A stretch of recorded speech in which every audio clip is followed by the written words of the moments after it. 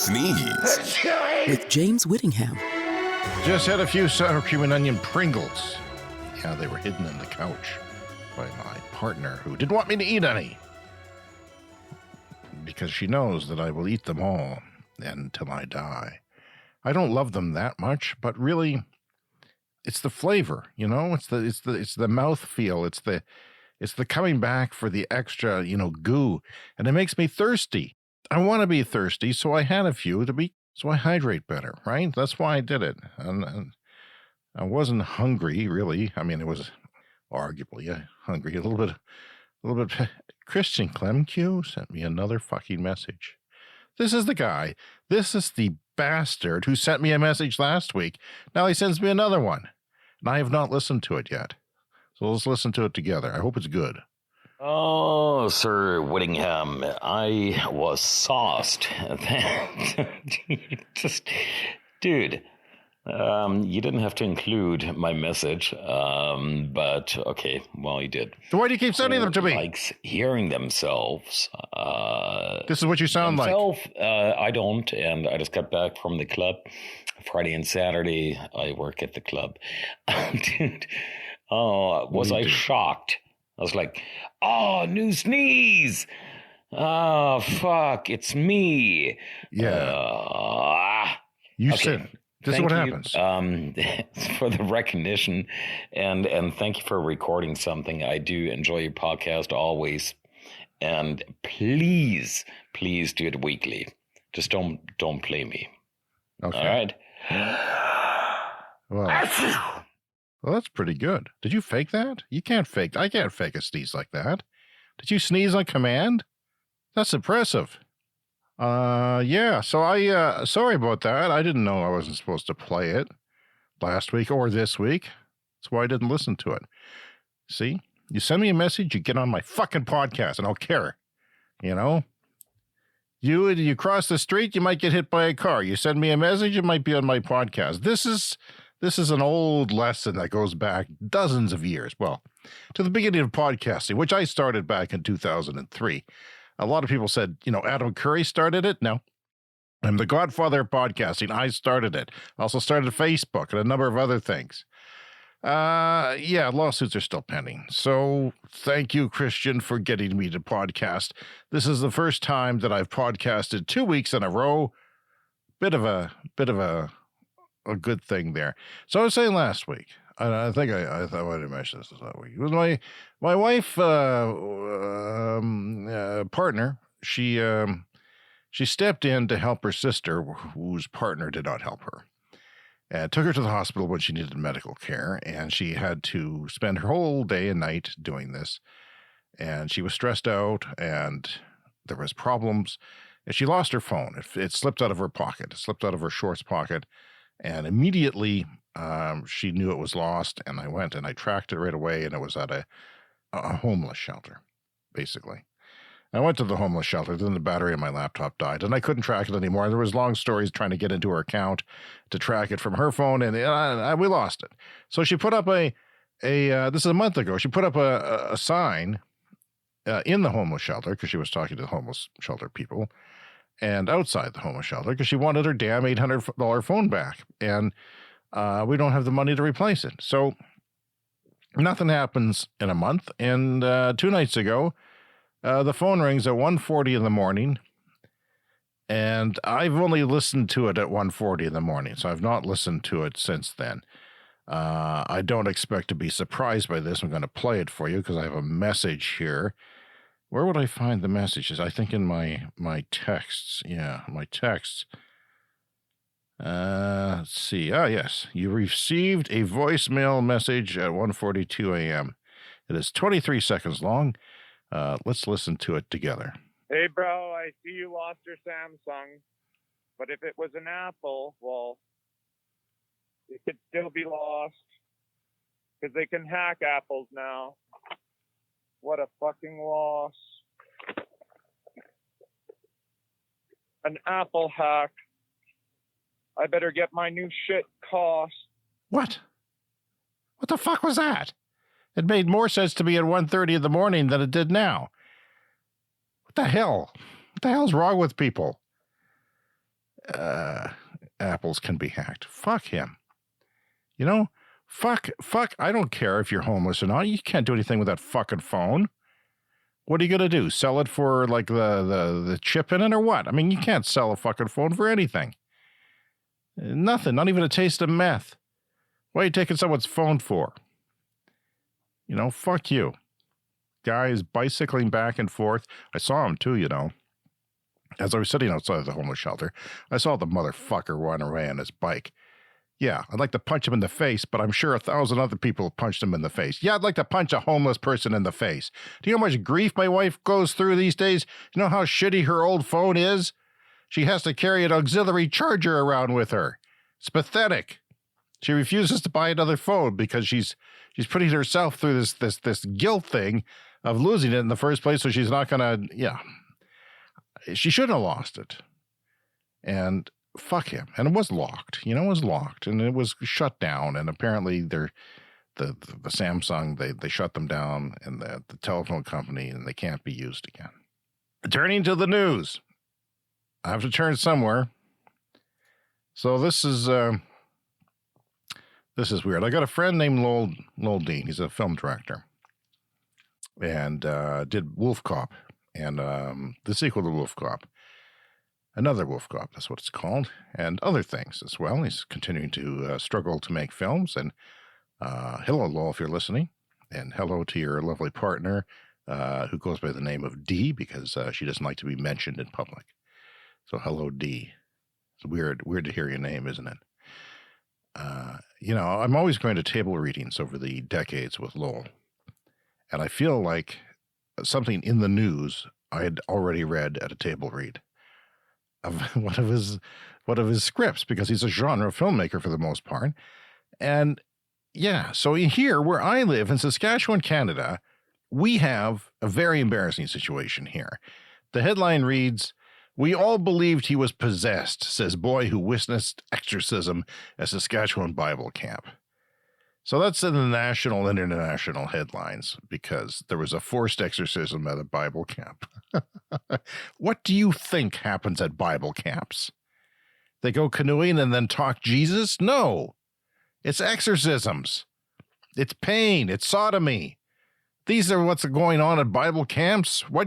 So many places you drive along the road near a resort, and it's like this Bible camp this way, that Bible. Where are these fucking Bible camps coming from? And when did they get this free prime property to have these Bible camps? Did God give it to them? No. The church had sway 100 years ago, and they got all these stupid Bible camps, and now they're conducting exorcisms at them. This guy, this camp leader, had been fired from other camp duties, apparently. He said their demons had infiltrated the camp. It doesn't infiltrate non-Bible camps, which is kind of funny. It just infiltrates actual Bible camps. So, yeah, it was real. We believed he was possessed by multiple demons, not just one. Fuck, I've been possessed by a demon, but not multiple demons. Come on. And they said it was a spiritual hotspot, this Bible camp. Fuck. This is such a good movie. The thing is now, if my friend makes the movie that he wanted to make, it's going to be like somebody's going to sue him and saying, you stole our idea. Well, I can vouch for you now, and I'm willing to go to court, put my hand on a Bible, demons and all, and say that my friend Lowell had this idea before this actually happened. At least a version of this idea.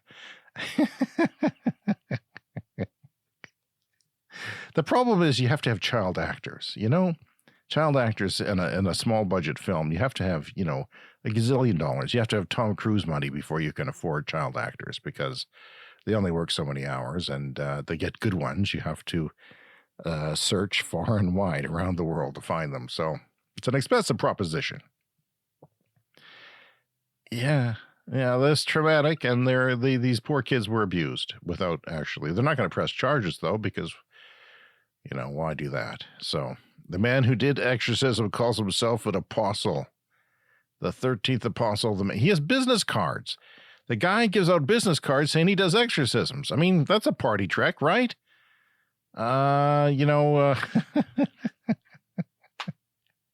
Can you imagine? You might have a clown at a party. That's a kid's party. But I'm saying you have a bachelor party.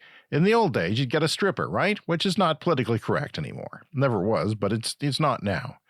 Why not get an exorcist? And he can come and decide who's got the demons in him. And it's the guy who wanted to have the strippers, of course. You could just do that and go ahead with a full. Oh, that would be fun. I'm disappointed this guy's going to be shunned by society now, because that would be useful. You know? Pardon me for a minute. I have to dust something. I refuse to wait any longer before I dust this, because I'm looking at it now. Usually my other podcast happens in the dark because there's video. Well, there's no video for this, and now the light is shining on things, and it's fucking dusty. My microphone stand is dusty. My mixer's dust. Look at all that dust. You can't. It's an audio podcast. But if you were here, you would see dust, and you would maybe, oh, that's a lot of dust. Maybe sneeze. Maybe like Christian back from the club. By the way, you send me another message. It's going on the fucking podcast. You hear me in Germany? You hear me, boy? It's going on the podcast. Don't send me a message. Can't you type? Did you lose your fingers in the war? In the great masturbation exorcism incident where they chopped off at a Bible camp to get rid of the urge to masturbate? David Spade apparently is a former, SNL comedian, and he's dissing SNL now. He says SNL died when what's her name? Did Hillary Clinton singing Hallelujah after Trump won.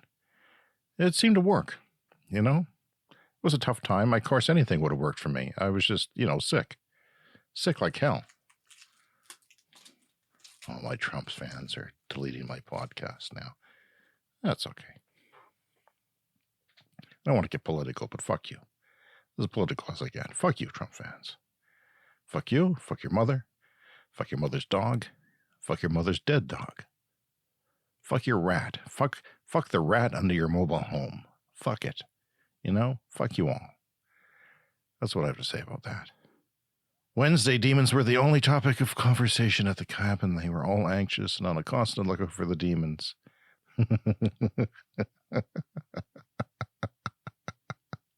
I'm sorry. It's the yelling and the speaking in tongues before declaring the demon purged. If you don't speak in tongues and scream, the demon's not purged. I found that myself. You just have to do a lot of screaming. This is like vomiting of the soul. It's good for you. It's good to get the demons out. And the boy's cowered. And this is not funny. This is real shit. This is not far off. This is right around the corner. There's people here, and they all partook in this stupid camp. The boy now sees he was deceived. Yeah, he's got Satan in him. Anywho, I'm going to look up urine, okay? We haven't done that in a while. I haven't looked up urine in the news. I like to take the first news story if I Google urine. Man drinks his urine every morning as a natural cure-all and also uses it as a foot soak and eye bath. Okay. I don't care what you soak in urine. You can soak your junk in there. You can get peed on in a Russian hotel room. I don't care. But when you're soaking your eyeballs in urine, that's where I draw the line. He admits he clashed with a housemate over the smell. His name is Brother Sage, and why wouldn't it be? He's 68. He's from Colorado. He drinks his urine every morning. He believes urine is a health cure-all. Uses it for foot baths, eye baths, and soaks himself in it and charges $345 to teach people. Not $350, not $300, $345. So he's up in it, making a lot of money without hitting that $350 mark. That psychological $350 mark when you pay for someone to teach you about pee consumption. He drinks his own urine each morning. He believes it is a natural cure-all. Says that his bizarre habit has led to a bust-up with his housemate who was sick of the smell, wafting to the kitchen. Enough with the urine, Brother Sage. Fuck, get your eyeballs out of there. Wow. He's currently flogging a course for up to 345 for students who wish to unlock the secrets of their own urine. Here's a secret of your own urine. It's waste and you should get rid of it. Okay? Unless you're on the space station and you're recycling this fucking stuff, get rid of your goddamn urine right now. Okay? Pee in a bush. If you're listening to this podcast and your bladder is, oh God. Okay. Fuck. I'm going to throw up here. There was a picture of him drinking it out of a jar. I'm gagging. Okay. Whoo. I'm not usually that sensitive to stuff, but holy fuck, I almost tossed my Pringles. Jesus Louises. That's disgusting. I'm turning to the internet, people, so I can generate a list of a random objects and see if cookie jar. Really, cookie jar. Yeah, my mother used to have a cookie jar. Well, it's still there. She's dead.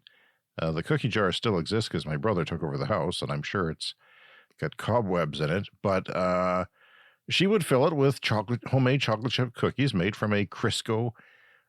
This is why I'm fat. She fed me these at birth. Yeah, and then I became proficient in getting to the cookie jar from downstairs. Because damn, I liked cookies. You get peckish, you have a cookie, right? They're sitting there all the time. What else are you going to eat? An apple? What the fuck's an apple? Those cookies were there, but our floors squeaked horrendously in our house. It wasn't that old of a house, but the floors weren't well done. And they squeaked. And I wasn't the lightest of people. Wasn't like I am now, but I wasn't, light. But I found like a minefield, and they were a minefield because one squeak and you gave up. You just pretended you were getting a glass of milk and went back downstairs. But if I could navigate the minefield and get through all the squeaks, I was like a ballerina. I was like on toes and tiptoeing and dancing around, and I got really good at it so that I would not make any squeaks at all, and I could get to that cookie jar and get in there and have all the cookies I wanted. But sometimes I would screw up and it would squeak and I would say, no, she didn't hear that. She'd always hear it and come running. It's too late for cookies. Fuck. Yeah, really good at doing that. So much so that I have high arches, The high arches helped. It just makes your foot flexible. You don't have a heavy step. It's flexible, right? Yeah, it's got some spring to it when you have a high arch. Let's look at another object. Packing peanuts. It reminds me both of sex and food, and is neither. It's an object that you put in an Amazon. No, you don't put it in an Amazon package, but they put that in packages, and then what do you do with them? They just blow away into the wind, into somebody's yard, and some bird's gullet. Packing peanuts. Let's do a third one. What's it going to be? It's going to be random. Paper. Amazed. We ran out of paper the other day. It's amazing what it's like to be out of paper. It's not good. It's worse than being out of toner. Because you have the toner. You can do something with it. The toner is the expensive part. But it's impotent. Your toner is impotent. Your inkjet, your toner supply in your printer can't do anything without the paper. Nothing. So paper is important, and yet it is in itself the cheap part of the situation here. And you can't do anything without it. The ink just sits there. You can do it. You can print a whole photograph of you just at one sheet of paper. And it can't be wrinkled. You can't put a used piece of paper into your printer. It'll jam up and you'll lose it for life. All right, let's do the random disease generator. It's time for a random disease. There we go. And it is a lot of syllables. I can't do this. I'm not good at this. Perivenous. Hey, actually, that wasn't too bad. Paravenous. I'm guessing it's vascular in some way. Encephalomyelitis. Perimetus encephalomyelitis. Okay, I can't say it. Encephalomyelitis. There's one too many syllables in there. If there was one less syllable, I could say it. There's too many at the end. I just get tripped up. I don't know what that is. I'm going to find out, though, because I'm Googling it right now. Let's discover together. It is a autoimmune pathological hallmark of acute disseminated encephalomyelitis. Let's call it ADEM, is characterized by brief but widespread attack of inflammation in the brain and spinal cord that damages myelin, the protective covering of nerve fibers. Oh, this is one of those diseases that you didn't know about, isn't it? And you're thinking, now I know about something else that can go wrong with me. Well, here it is. The symptoms include rapid appearance, beginning with encephalitis-like symptoms such as fever, fatigue. Do we really need a random disease of the week, James, after a pandemic? Do we really need that? Weakness to the point of paralysis, difficulty. Long-term prognosis is generally favorable. For most individuals, recovery begins within days, and within 6 months, the majority of ADM patients have total or near recoveries. Others have mild to moderate lifelong impairment, ranging from cognitive difficulties, weakness, loss of vision, or numbness, or severe cases can be fatal, but this is very rare. Okay, well, we stand on a good news story there. That's good. We're going to do a Google news search for penis. This is from Ghana Web. It's in very small text, so I'm going to expand it. And the headline is this: I don't get aroused when I massage clients' testicles and penis, says therapist. A massage therapist who specializes in testicular massage, Edna Didi, something or other. I can't handle these names. She's Indian. And there's just too many suffixes and too many vowels and short. She has said that rendering testicular massage to men sometimes gets some men to attempt to take advantage of her. According to Edna, in an interview with blogger Zion Felix, this all ensued when she started delivering home service massages to some of her clients outside her office. I don't get aroused, she says, but it depends. Because before I used to offer home service, I realized it wasn't favoring me. I was not favoring me. Because some people wanted to take advantage of me and others. It's really not because of the prostate. They just wanted to see me, she disclosed. She also added that when she picked up what she thought was going on in her favor, she stopped offering home service therapies and chose to work from her spa only. Edna claims that at her spa, she has bouncers who handle sneaky men who attempt to take her for granted when she is going about her work massaging testicles. She's a bigger woman, too, by the way. Some of these men, they start touching themselves, and that's okay. But I chose to do it in my spa instead. So on that side, at least I have a bouncer, and you can't do anything to harm me. And that's all. There's a whole news story on this. The fact that this is like an onion piece, but it's not. It's just this woman says that she's a massage therapist for testicular massage. I don't know. I don't know where I stand on testicular. I'm a pervert. I mean, I vert with the biggest, but I just don't get it. Not a hard massage. I mean, if you had blue balls, would it help? Probably make it worse. They'd be sore. I don't understand. Anyway, I don't know. Well, I think that's what I gotta leave you with now, right? Is this whole idea of massage? sneezeshow@gmail.com. One word, sneezeshow@gmail.com. You can contact me, speakpipe.com/sneeze. Leave a voicemail, especially if you're in Germany and you want to leave me a message. Yeah, be on the show. Talk to me. Testicular massage. I mean, the massage by its nature is not gentle. I don't know. You know, I can listen to this article, right? I'm going to listen to this article now. Massages to some of her clients outside of her office.